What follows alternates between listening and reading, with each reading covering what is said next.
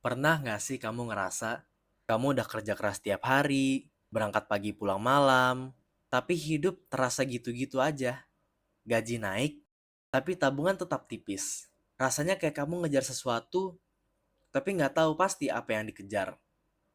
Kalau kamu pernah ngerasa seperti itu, kamu nggak sendirian. Banyak dari kita tumbuh dengan impian hidup mapan, tapi realita hari ini justru makin bikin kita bertanya-tanya. Tapi, kita akan ajak kamu kenalan sama cara berpikir baru, yaitu FI Thinking, alias Financially Independent Thinking. Kadang, yang bikin kita kelelahan bukan karena hidup terlalu berat, tapi karena kita terus berjalan di jalur yang gak pernah kita evaluasi. Coba kamu tanya ke diri sendiri, dari semua uang yang sudah kamu hasilkan selama ini, berapa yang benar-benar kamu pakai untuk membangun masa depan? Kadang kita mengira kita punya kebebasan, padahal kita hanya mengikuti ekspektasi sosial.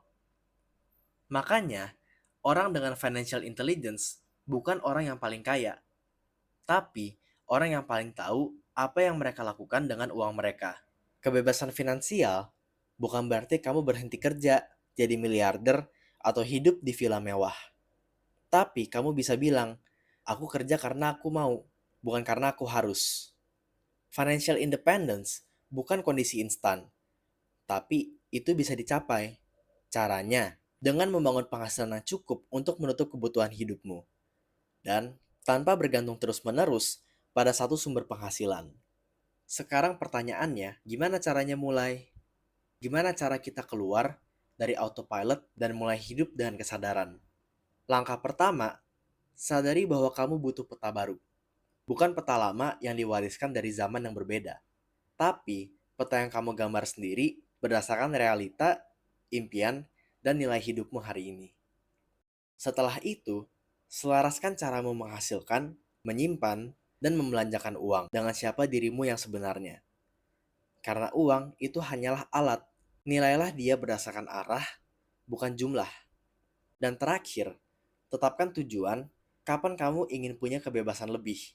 Semua bisa dimulai dari sekarang, dari satu keputusan kecil yang kamu ambil hari ini. FI thinking bukan tren. Ini adalah cara baru untuk melihat hidup dan uang. Lebih jujur, lebih sadar, dan lebih merdeka.